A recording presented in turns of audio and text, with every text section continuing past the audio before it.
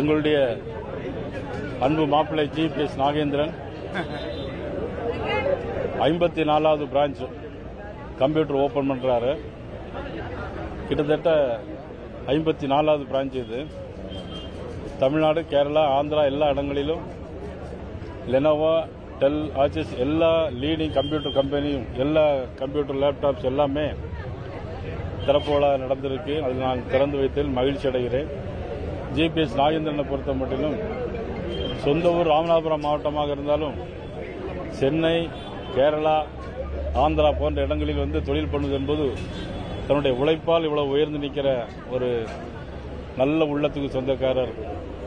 அவருடைய இந்த 54வது கிளையை திறந்து வைத்தல் நாங்கள் மகிழ்ச்சி அடைகிறோம்.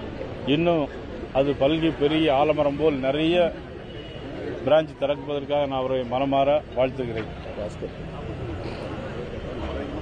இந்த நிகழ்ச்சியில் எங்களுடைய மாவட்ட தலைவர் பாஸ்கர், பிரசாத், ரங்கன் மற்றும் அனைத்து நிர்வாகிகளும் இந்த நிகழ்ச்சியில் கலந்து கொண்டிருக்கிறார்கள்.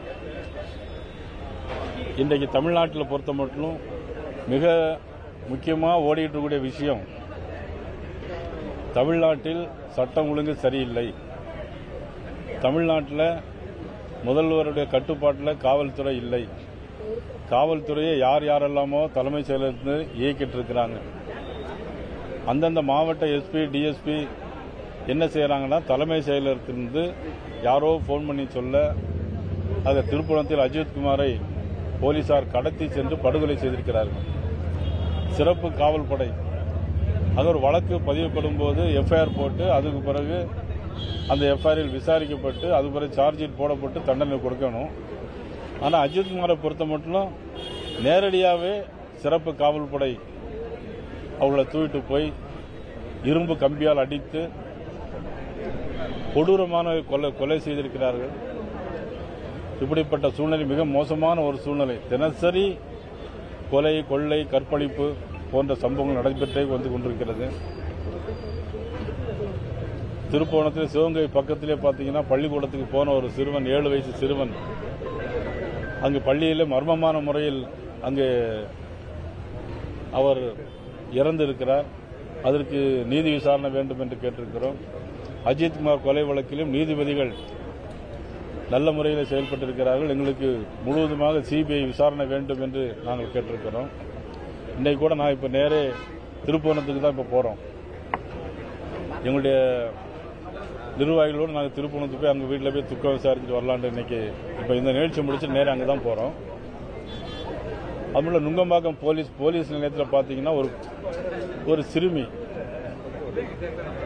வந்து என்னன்னா கையில் இன்ஜெக்ஷன் போடப்பட்டு அந்த சிறுமி உடலெல்லாம் வலி எடுக்குது அப்படின்னு சொல்லி பண்றாங்க. அது பாலியல் துன்புறுத்தல் ஆளாயிருக்கிறது. அதுவும் ஒரு போலீஸ் பெயர் சொல்கிறார்கள். இப்படி காவல் காக்கக்கூடிய காவலர்களே இன்றைக்கு இந்த குற்றங்களை செய்து கொண்டிருக்கிறார்கள். முதலமைச்சர் ஈஸியா சாரின்னு சொல்லிடுறாங்க.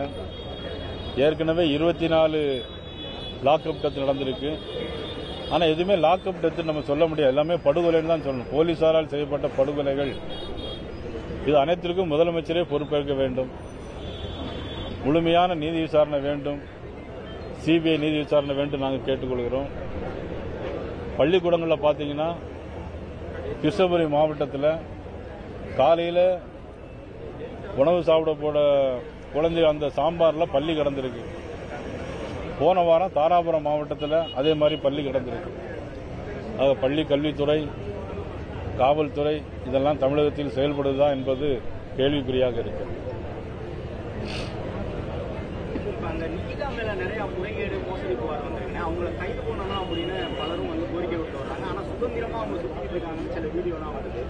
அவங்க பேர்ல 2011 வழக்கு பதிவுப்பட்டு பல மோசடி வழக்கு. துணை முதலமைச்சருடைய உதவியாளர்கிட்டே மூலமாக வேலை வாங்கி தருவோம்னு சொல்லி ஏற்கனவே வழக்கெல்லாம் இருக்குது. 2011 இருந்து இருக்கு. அவங்களுடைய திருமணமே மிரட்டி தான் அவங்கள்ட்ட முதல் கணவர்கிட்ட வந்து மிரட்டி பணம் வாங்கிட்டு தான் வெளியே வந்திருக்காங்க. அதுவும் செய்து வந்திருக்கு. நிகிதா யாருக்கு போன் பண்ணாங்க? தலைமைச் செயலகத்துக்கு யார் போன் பண்ணாங்க? அந்த தலைமைச் செயலகத்தில் உள்ள அதிகாரிகள் யாருக்கு போன் பண்ணாங்க? இதையெல்லாம் முதலமைச்சர் தெளிவுபடுத்த வேண்டும். சும்மா சிம்பிளா சாரின்னு சொல்லிட்டு போனா, சாரின்னு சொல்றது அது ஒரு வகையில் அவருடைய செய்த தவறுக்கு வருத்தம் தெரிவிக்கதான் அர்த்தம், அது வேற விஷயம். இருந்தாலும் இந்த நீதியெல்லாம் இது நீதி விசாரணை வேண்டும். சாரி சொல்லக்கூடிய முதலமைச்சர் வந்து தலைமை கழகத்தில் யாருக்கு போன் பண்ணாங்க, அந்த அதிகாரி யார், அவர்கள் மீது நடவடிக்கை எடுக்க வேண்டும். யார் அந்த அதிகாரி சார்?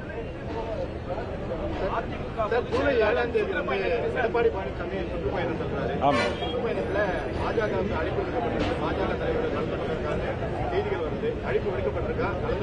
ஏற்கனவே போன் பண்ணி பேசியிருக்கோம். அவங்க பேசியிருக்காங்க. நான் 7ஆம் தேதி அந்த சுற்றுப்பயணத்தில் கலந்து கொள்கிறேன். எல்லா இடங்களிலும் பாரதிய ஜனதா கட்சி அவர்கள் போற எல்லா இடங்களிலுமே பாரதிய ஜனதா கட்சியின் மாவட்ட நிர்வாகிகள், மாநில நிர்வாகிகள் எல்லாருமே கலந்து கொள்வார்கள்.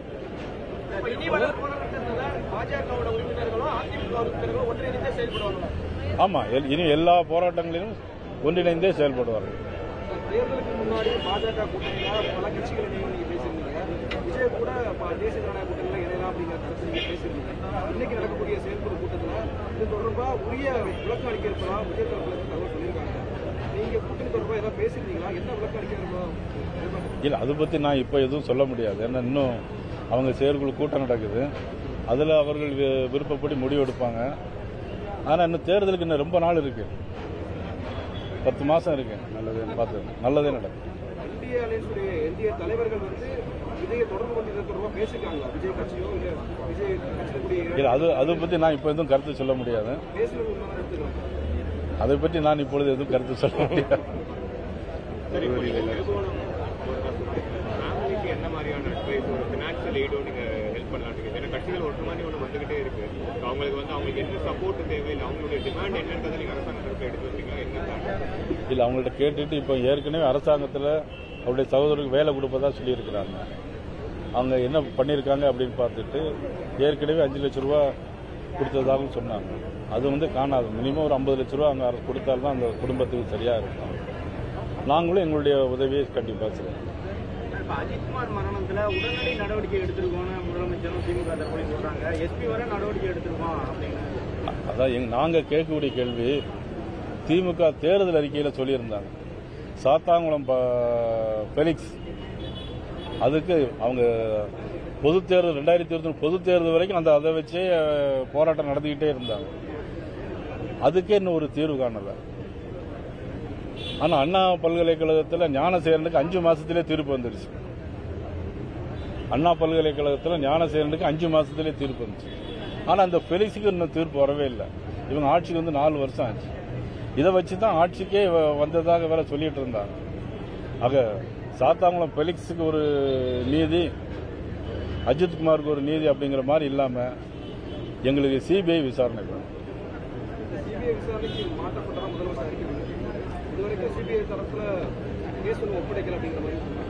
அதுதான் சிபிஐ விசாரணை எங்களுக்கு வேணும், வெகு சீக்கிரமா ஒப்படைக்கணும். முதலமைச்சர் இதுலயாவது கொஞ்சம் சரியா செயல்படணும். இதெல்லாம் மறைக்கிறதுக்காக வேண்டிதான் ஓரணியில் திரளுவோம், தமிழ்நாடு ஓரணியில் திரளுவோம். எனக்கு என்னது புரியவே இல்லை. எனக்கு நாங்களும் இப்ப முதலமைச்சர் கூட தான் இருக்கோம். ஓரணி தமிழ்நாட்டு நன்மைக்காக ஓரணியில் திரளுவோம்னா அது முதலமைச்சர் பக்கத்தில் நாங்களும் இருக்க தயார் தான். இப்ப நம்ம அவர் கூட தான் இருக்கோம். தமிழ்நாட்டு வளர்ச்சிக்கும் தமிழ்நாடு சட்டம் ஒழுங்குக்கும் முதலமைச்சர் என்ன சொல்கிறார் அதைத்தான் நாங்கள் குறை சொல்றோம். தனிப்பட்ட முறையில் எங்களுக்கு நாங்கள் வந்து ரொம்ப அவர் முதலமைச்சர் விரும்பக்கூடிய, ஆனால் அஸ் முதலமைச்சரா தமிழ்நாட்டுக்கு அவர் செய்ய வேண்டியதை செய்யல. தமிழ்நாட்டை பொறுத்தளவுக்கு திமுக வந்து ஒரு பேரணி, ஒரு பொதுக்கூட்டம் மாதிரி எல்லா இடத்துலையும் பண்றாங்க. இப்ப அதிமுக நடைபெற போறாங்க. பாஜக ஏற்கனவே பண்ணியிருக்கோம், வேலையாத்திரை, எண்மண் மக்கள் எல்லாம் பண்ணியிருக்கோம். பாஜக தனியா இந்த மாதிரி எதனா நடைபயணமோ சுற்றுப்பயணமோ ஏற்பாடு பண்ண வாய்ப்பு. இனி பார்ப்போம், பொறுத்திருந்து பாருங்கள், நல்லா நடக்கும்.